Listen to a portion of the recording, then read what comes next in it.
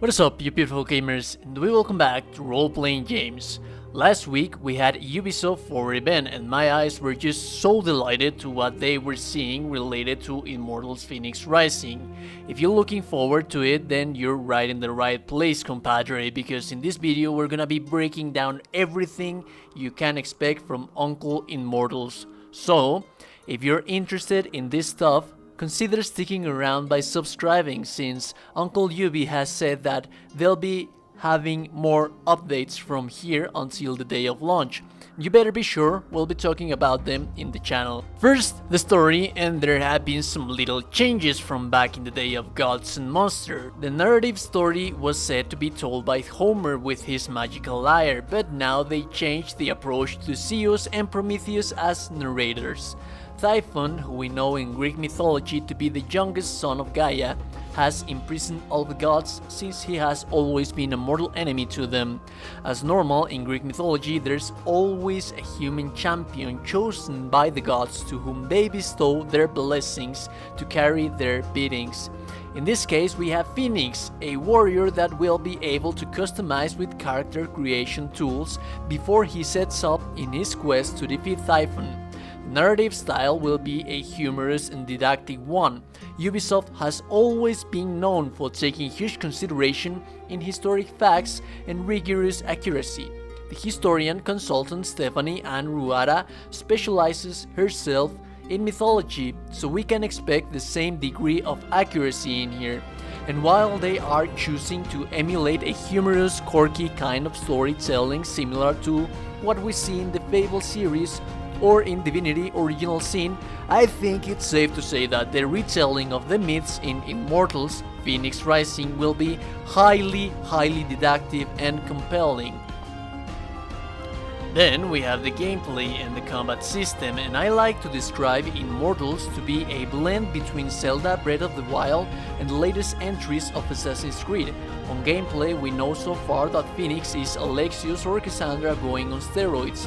The moving and running animations are very similar, and the combat system abilities are hugely similar as well, but highly stronger at first glance. And the open world and game mechanics are pretty much an emulation to that we see in Zelda Breath of the Wild, but more on that later.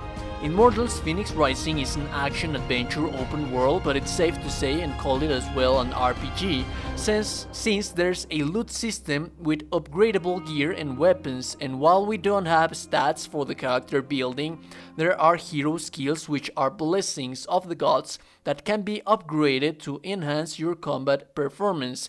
And going back to combat, it's pretty much the one that we see in Assassin's Creed Odyssey. We have three primary weapons, the same that we see in Assassin's Creed Odyssey: sword, axe, and bow, with some weapons missing. But yeah, the core of it is the sword, the axe, and the bow. They all share huge similarities on attack animations with AC. There's this perfect time dodge that slows time when you're about to perform it, right? And the main difference here is that there's an airborne combat system that can take advantage of certain enemies' weak spots like the Cyclops' eye. The hero skills and abilities can be chained to make powerful combos that can stun enemies, and the airborne combat system as well can be chained to keep fighting in the air at the cost of stamina, which leads us to the next mechanic. The stamina bar module used to be the same as Zelda Breath of the Wild. Now they changed it, but the premise is still the same. You use it to climb, to glide, and in combat situations, the way to acquire it is again like the same in Zelda Breath of the Wild. There are vaults that are said to exist in the Tartarus Plain, the world where Typhon reigns, and they will fill the same role as shrines in Zelda. The items that you get in here will allow you to upgrade this stamina bar, and at first I had my concerns since there were way too many shrines in the Nintendo title that, well, while they were really fun and interactive, there wasn't anything that made them really stand out like in normal formula for dungeons in Zelda, and while Immortal does little, very little to fix the issue, they actually addressed it. There seemed to be less vaults in Immortals, and to traverse them you'll have to solve puzzles as well as to fight and do platforming, adding an extra layer to the fun factor on them. Although they are following the Zelda's formula again, they all have the same visuals on the level design on the vaults. Aside from vaults, we'll have more puzzles scattered around the world of the specific region you're playing in, and you require your god-bestowed items to be able to solve them, and there's word that there are more than one ways to solve these puzzles. In them, the reward's gonna be Charon coins, which we'll need to upgrade our combat skills in the central hub of the game. To locate these puzzles and world activities, again, we have a similar approach to that of Zelda with some little tweaks. In Breath of the Wild, we had a specific amount of markers that we could use to find the places that we wanted to highlight as our target destinations with the Sheikah tablet. Now we have to reach a high advantage point where we have a better view of the region and we can just mark them to add them to our world map to get them anytime we want to.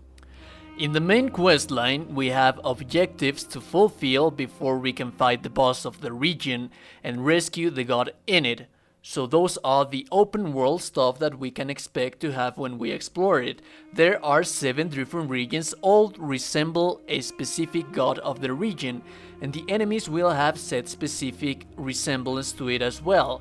Sometimes Typhon will enrage, causing volcanic eruptions, which I like to compare to Ganon's Blood Moon, with meteors falling from the sky, making more perilous to traverse the place.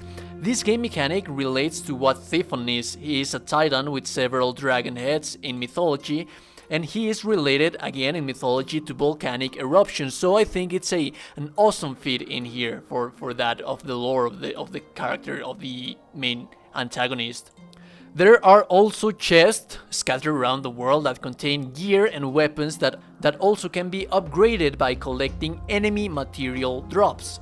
There is a potion system with different effects and uses that can be upgraded as well by collecting world materials while you explore. This upgrade system in every single branch of it seems to be rather simplistic for skills and potions upgrading, but we'll have to wait for more details on these systems. And that is pretty much everything we know so far that you can expect from this new Ubisoft IP. And do let me know down in the comments below what do you guys think so far about the game. Do you think it's like a promising game? Don't forget to like the video if you like the stuff. Dislike it if you don't, because why the hell not? And subscribe to Mariel James for more RPGs, news and updates and reviews of the upcoming games, because there will be a whole lot more of that in the channel coming your way. And with that being said, I'll see you beautiful gamers in the next one. Remember, you are beautiful people, you all are. Stay safe, stay awesome.